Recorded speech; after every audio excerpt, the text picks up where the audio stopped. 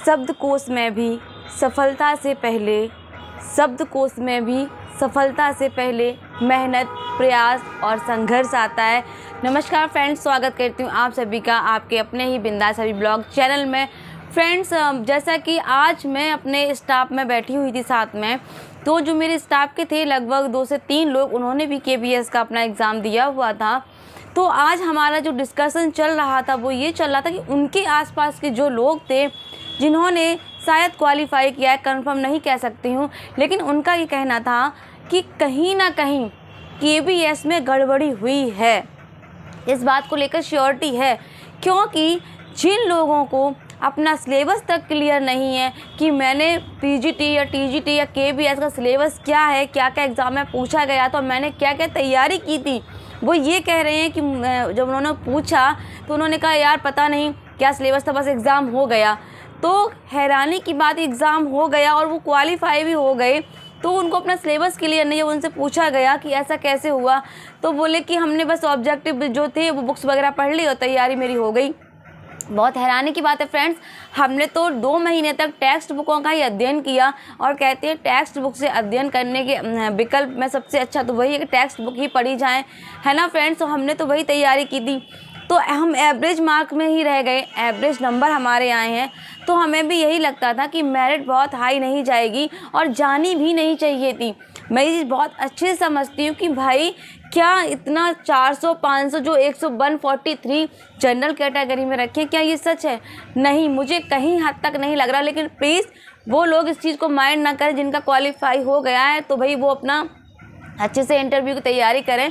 उनके लिए यहाँ पर कोई मैं कुछ ऐसा नहीं कह रही हूँ, बस मैं एक बात जनरली कह रही हूँ कि जिस तरीके से KBS ने अपना रिज़ल्ट दिखाया है, ना तो इन्होंने हमारा रिज़ल्ट शो कराया है और ना इन्होंने कोई रिवाइज्ड आंसर की दी है। यहाँ तक कि फ्रेंड्स कुछ लोगों ने तो अपने आंसर की चेक ही नहीं की, क्वेश्चन अपने चेक ही नहीं की, ये सोचकर कि रिज़ल्ट आएगा तो हम उसको देख लेंगे, लेकिन ऐसा कुछ भी नहीं हुआ। तो कहीं ना कहीं ये तो हमारा हक है, अधिकार है, आप रिजल्ट तो शो कराइए, आप दिखाइए तो कि हाँ भाई इतने कैंडिडेट्स के इतने इतने मार्क्स हैं और मैंने इसमें से इतने छांटे हैं, इतनी मेरिट लिस्ट बनाई है। तो यहाँ बहुत गड़बड़ी ही दिख रही है। मैंने अभी तक ये सुना था फ्रेंड्स कि KBS में बहुत साफ़ सुथरा काम होता है, कभी कोई गड़बड़ी होती ही नहीं है। लेकिन पता नहीं इस बार मेरी किस्मत ख़राब थी या मेरे जैसे और भाई बहनों की किस्मत ख़राब थी। जहाँ तक मुझे लगता है नंबर इतने सही थे कि हम लोग आराम से मेरिट लिस्ट में आ सकते थे, लेकिन ऐसा नहीं हुआ। तो इसका कारण क्या है, ये सब बहुत अच्छे समझते हैं, सभी लोग बहुत अच्छे से जानते भी हैं फ्रेंड्स। बस ज़रूरत है जागरूक होने की और एकजुट होने की, और अपने जो हम पास हुए हैं, जो हमारा अधिकार है उससे लड़ने के लिए। तो फ्रेंड्स यही कहूँगी, जो भी हुआ है या जो भी हो रहा है कहीं हद तक तो ठीक नहीं है। वाकई में इस चीज़ की इन्वेस्टिगेशन होनी चाहिए, जांच पड़ताल होनी चाहिए, और हो सके तो KBS को अपना रिज़ल्ट बाकायदा पूरा दिखाना चाहिए। हम छात्र ये देखना चाहते हैं कि हमारा रिज़ल्ट रहा क्या, क्योंकि आंसर की में मिलाते समय 1-2 नंबर इधर उधर हो जाते हैं, कम की ज़्यादा। तो एटलीस्ट हमें अपना रिज़ल्ट तो मिले, ताकि हम ये देख सकें कि हमने क्या किया क्या नहीं किया। आंसर की में मेरे इतने थे, फाइनल में मेरे इतने, क्या कितने सही हैं, तो हमें एक अंदाज़ा मिलेगा। तो फ्रेंड्स भाई ज़रूर आप लोग भी सपोर्ट कीजिए, साथ दीजिए कि जो भी हुआ है उसकी जांच पड़ताल होनी चाहिए, और जो भी सुविधाएं यानी कि हम सबके रिज़ल्ट के साथ मिल सकती हैं, रिज़ल्ट देना चाहिए और हमें बताना चाहिए कि भाई हाँ छात्र छात्रा इतने % पास हुए हैं और इतना इनका रिज़ल्ट। ऐसा तो नहीं है कि 130 वाला पास नहीं हुआ। क्यों भाई, 180 का आपका एग्ज़ाम था तो क्या 130 वाला पास नहीं? आपने किस हिसाब से अपनी मेरिट लिस्ट डाली है? और मुझे नहीं लगता कि 143 वो भी जनरल से कैटेगरी से उठने वाली merit list, I can't believe this friends, मुझे बिल्कुल नहीं लगता। एक चीज़ और नोटिस करने वाली है, एग्ज़ाम आपने 1 से 1.5 महीने के अंदर करा लिया, क्या इतनी जल्दी फर्स्ट पेपर की तैयारी प्लस सेकेंड पेपर की तैयारी? मैं मानती हूँ जो CBSE में पढ़ा रहे हैं वो तो अपने सब्जेक्ट में क्लियर होंगे, लेकिन जो UP बोर्ड से पढ़ा रहे हैं उनके लिए CBSE की बुक्स पढ़ना देखना थोड़ा टफ हो जाता है। लेकिन फिर भी यदि कोई UP बोर्ड से पढ़ने के बाद CBSE को पढ़ रहा है 1 से 1.5 महीने में और 130-125 मार्क्स ला रहा है तो बहुत बड़ी बात है फ्रेंड्स। चलिए मैं सब्जेक्ट का मान लेती हूँ, सब्जेक्ट पे, विषय पे आपकी कमांड होगी। क्या फर्स्ट पेपर का कहीं कोई निश्चित नहीं होता। टॉपिक तो आपके होते हैं, लेकिन उसके अंदर का जो क्राइटेरिया होता है वो निश्चित नहीं होता, कब कौन चीज़ कहाँ से आ जाए। तो उसमें कैसे आप ला सकते हैं 80 में से 80? सोचने वाली बात है। 80 में से आप 70, 75 कैसे ला सकते हैं? बहुत अच्छा, मुझे जो लगता है बहुत इंटेलिजेंट स्टूडेंट्स होगा तो वो 80 में से आपका 60-65 तक ही ला सकता है, जो मेरा आइडिया है। बाकी बहुत जो होशियार हैं या जो भी, वो उनका अपना है, मैं किसी के लिए कुछ कह नहीं रही हूँ, बस एक जनरली बात कह रही हूँ अपने भाई बहनों के लिए जो हम जैसे हैं। कहते हैं ना कि कुछ मजबूरियाँ, कुछ किस्मत, कुछ समय सब एक साथ ले डूबते हैं।